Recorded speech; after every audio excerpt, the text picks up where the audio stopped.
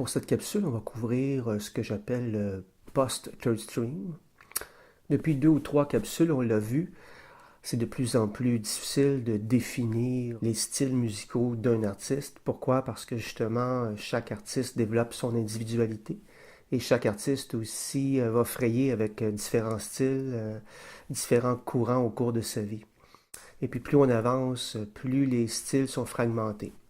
Alors pourquoi j'ai appelé ça le post-third stream? Parce qu'il s'agit ici de musiciens qui sont encore en pleine force de l'âge, en pleine activité. Donc de musiciens qui ont à la fois des acquis de la musique plus savante, par exemple de musique classique, contemporaine et autres, et aussi qui ont su intégrer le jazz. À la manière des musiciens de la third stream, 30 ou 40 ans plus tard, il creuse davantage ce sillon. J'aimerais bien spécifier que les musiciens que je vais utiliser pour illustrer ce courant-là sont des musiciens qui ont aussi œuvré dans d'autres styles. Ce mouvement auquel j'ai trouvé cette appellation poster stream, on pourrait rattacher ça à modern creative. C'est aussi dans la mouvance des musiques improvisées, mais avec un aspect parfois plus écrit. Ça aussi, c'est un courant exploratoire, mais un peu moins free, un peu moins chaotique que le free jazz et que le post-free. Ces musiciens, je le disais, ont suivi la trace des gens du third stream comme Gunther Schuller, Jimmy Geoffrey, George Russell, Lee Konitz et même plus tard Anthony Braxton et Coleman aussi, Ornette Coleman.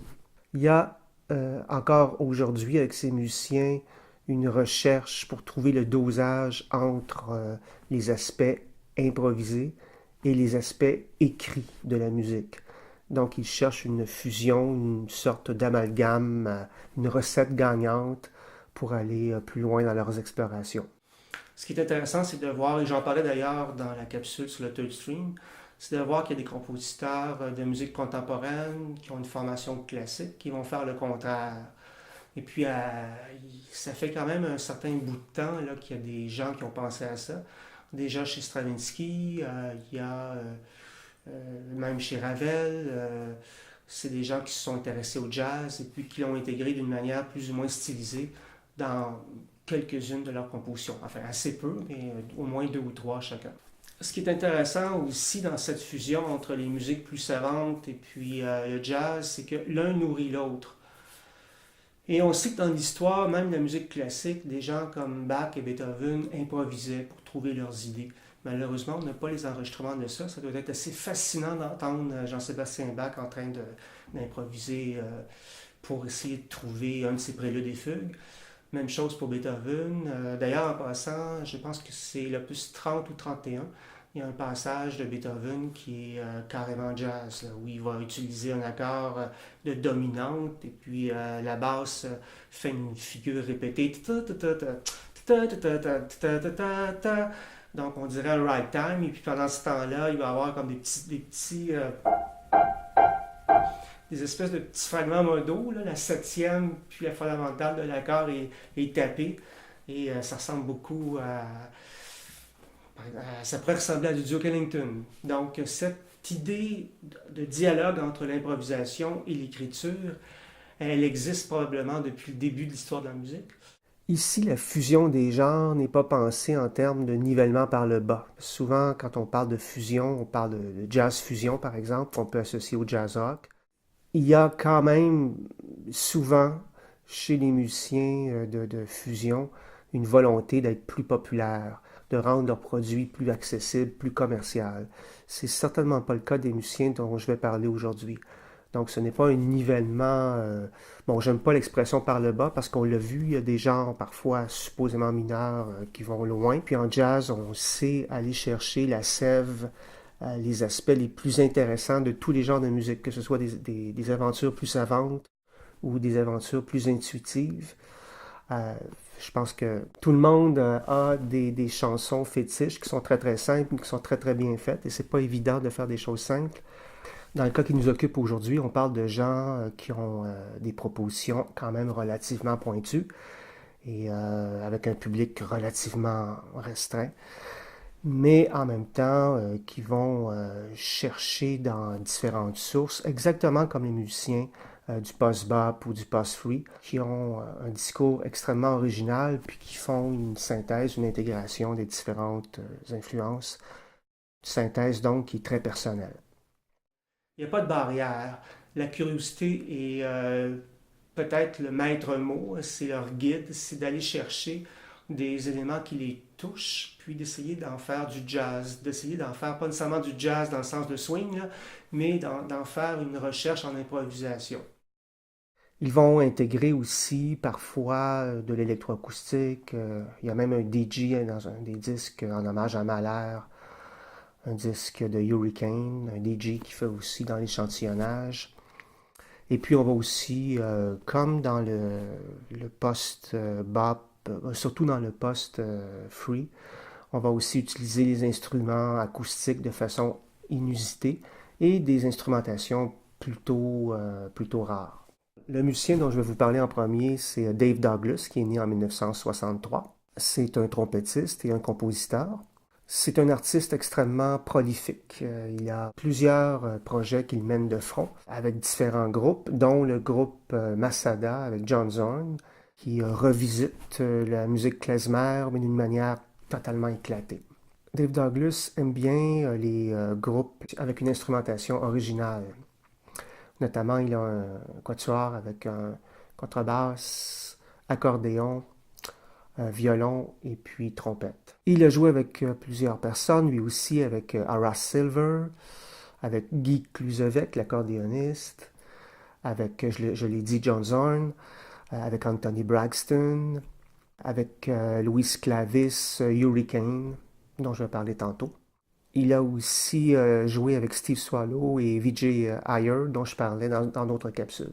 Il a été influencé par diverses esthétiques, par Anton Webern, le compositeur de musique sérielle, par Kurt Weill, lui aussi, comme Gil Evans, par Stravinsky, par le jazz, bien sûr. Ça pourrait être un musicien styliste, même si il est tellement créateur qu'il ne se contente pas de seulement faire des musiques à la manière d'eux.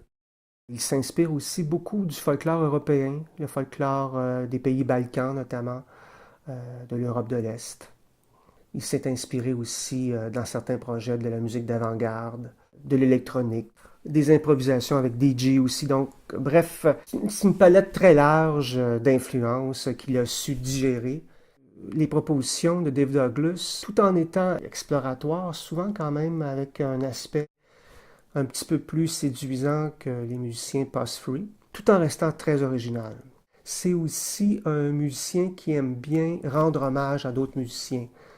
Il l'a fait notamment de brillante façon pour la pianiste Mary Lou Williams. Il l'a fait aussi pour Wayne Shorter et pour d'autres musiciens. Il a une technique époustouflante. Je pense que n'importe quel trompettiste qui l'écoute est complètement épaté, étonné par son jeu, par sa grande facilité d'articulation, dans son jeu en suraigu, dans toutes sortes de paramètres qu'il maîtrise de façon vraiment remarquable. Il a aussi joué des pièces autres que ses propres compositions. Il est allé piger dans le répertoire de Björk notamment, de Tom York de Radiohead. Donc c'est un homme de son époque. Parmi les disques ou pièces que je vous conseille, il y a entre autres Soul on Soul, il y a aussi Chimes of the Night Sky, Kyrie, Bow River Falls, Sanctuary, et puis aussi la très belle pièce Poveri Fiori, donc qui est une pièce, un aria d'opéra, qui réussit à transcender puis à en faire quelque chose de jazz dans le sens de jazz d'aujourd'hui, un jazz assez moderne. Il y a aussi la Tarsis que je vous conseillerais. D'ailleurs, Tarsis, je l'ai mis dans les liens plus bas. Ici, c'est avec le groupe Masada, donc avec John Zorn notamment. Et puis, vous allez aussi pouvoir apprécier le jeu de Joey Barron qui fait ce qu'on appelle du hand drumming, c'est-à-dire qu'il utilise ses mains pour frapper les pots.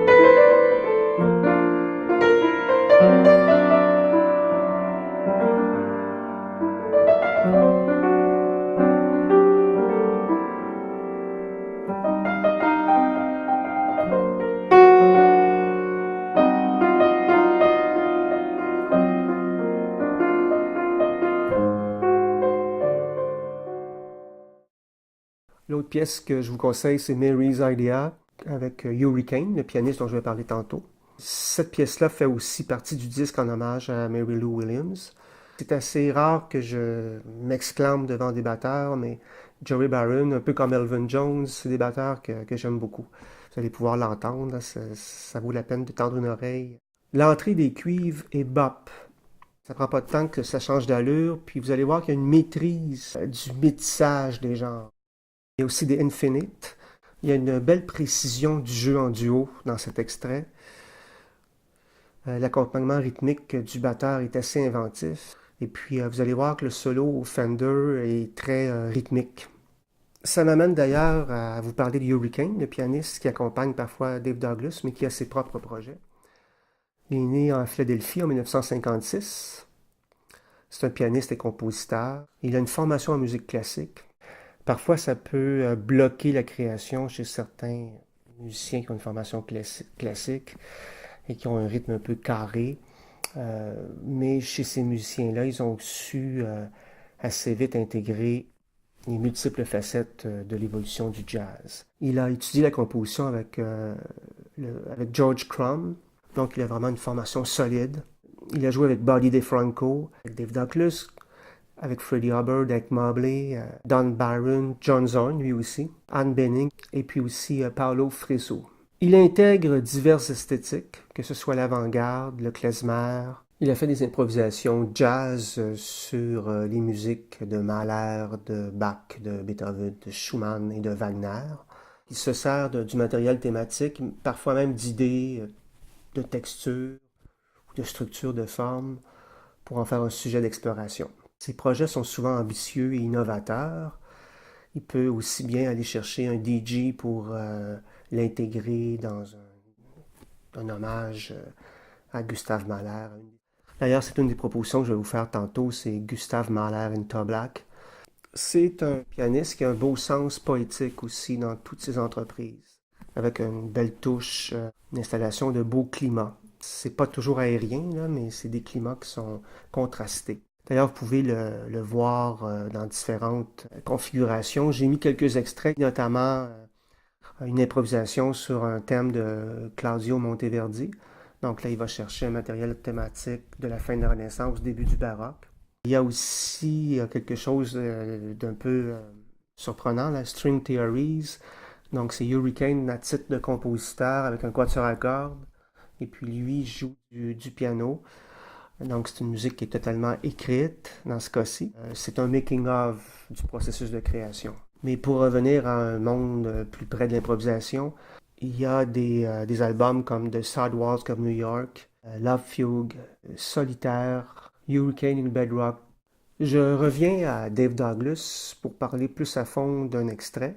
Il s'agit de Chimes of the Night Sky. Vous pouvez remarquer le beau jeu d'ensemble, la belle interaction entre les musiciens, encore une fois ce terme anglais, l'interplay, la manière qu'ils réagissent au quart de tour et qu'ils réussissent à tisser une courte pointe musicale extrêmement serrée, très fluide. Notamment les trémolos au violon qui se mêlent extrêmement bien au timbre de l'accordéon. En musique classique, parfois les musiciens vont parler de blender le son. Donc, blender qui vient du terme blender, là, mélangeur. Donc, c'est d'arriver à bien mélanger les sonorités des instruments de façon à ce qu'on ne sache pas qui fait quoi. Il y a des musiciens qui réussissent à faire ça d'une façon exemplaire. Je pense au trio de Jimmy Giuffre et Paul Bley et Steve Swallow, dont je vous parlais dans une autre capsule. On pourrait penser aussi à certaines réalisations de Marty Ehrlich. Vous allez pouvoir aussi apprécier une des facettes du jeu de Dave Douglas, de magnifiques pianissimo à la trompette, ce qui n'est pas toujours évident à réaliser. Donc, une très belle palette de couleurs et de nuances. Le solo au violon a des couleurs est-européennes, avec différentes sonorités et attaques. On voit bien que le violoniste a une formation classique, mais qu'il transcende très bien. C'est focusé, mais avec beaucoup d'âme. Le deuxième solo à la trompette, c'est un bel exemple de dosage entre un jeu in et un jeu out.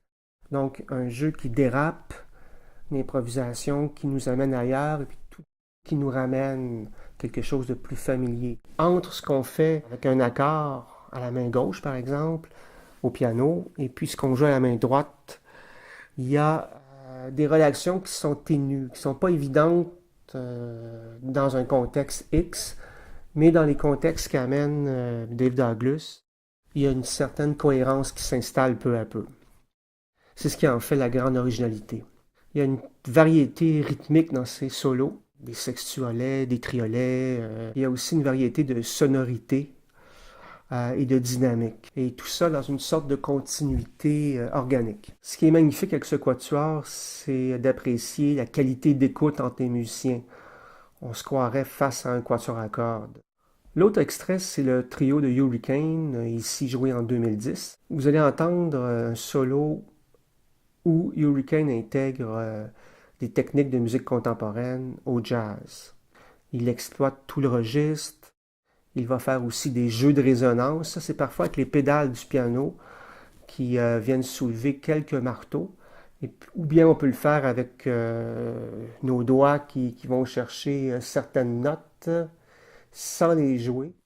Et puis on va taper ça ensuite.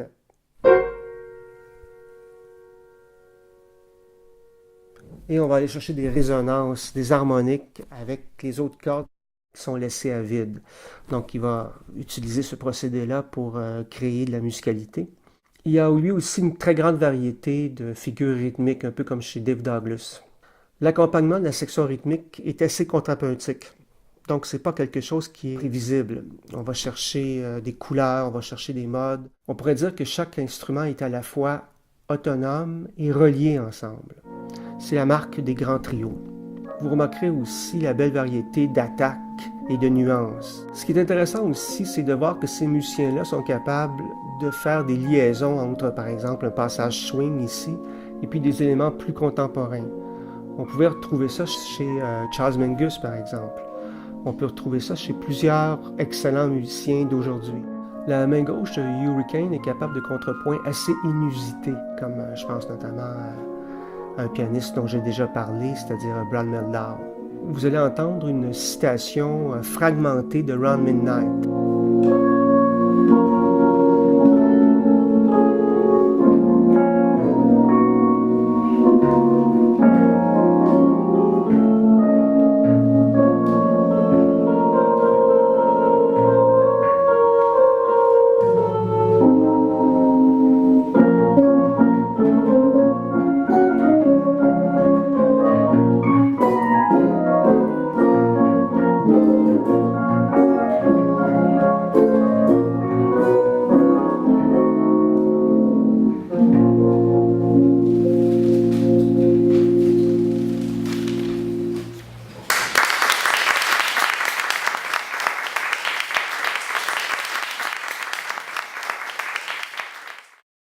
Un autre groupe dont je voudrais vous parler brièvement, qui, surtout au début, cadre un petit peu avec la thématique post-Third Stream, mais par la suite, pas vraiment.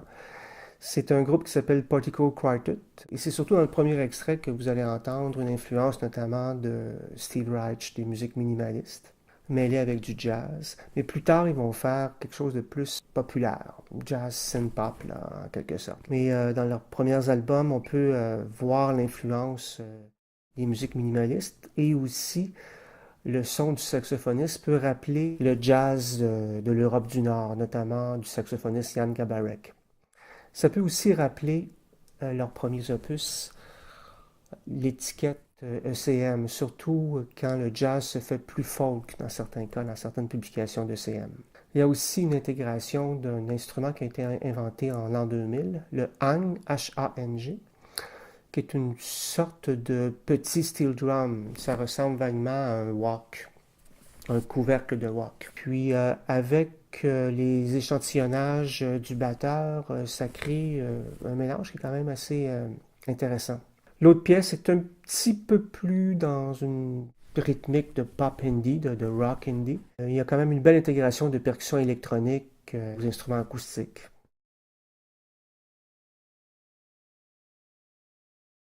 Poveri Fiori, c'est un air, un aria d'opéra de Francesco Cilea.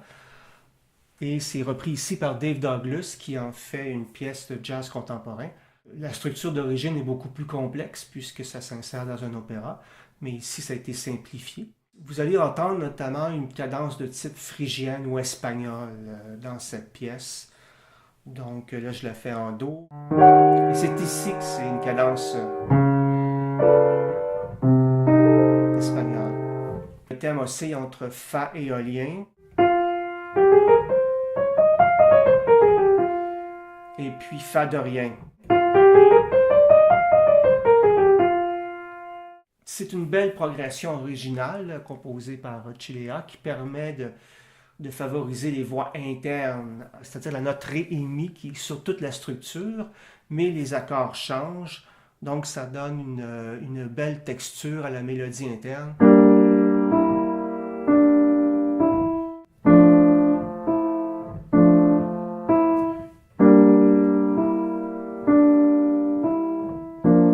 Puis ensuite, ça va même ailleurs sur d'autres accords.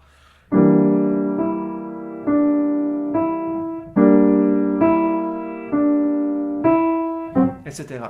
Vous remarquerez aussi qu'il y a un bon dosage entre des extensions d'accords usuelles puis d'autres qui sont moins usuelles. Par exemple, l'accord de Mi 6 avec un dièse 11, ça l'est un peu moins.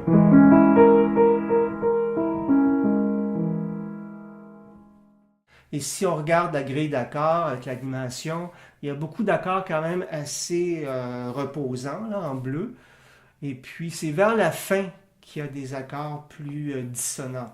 Donc les accords de dominante et puis la cadence espagnole que je vous faisais entendre tantôt.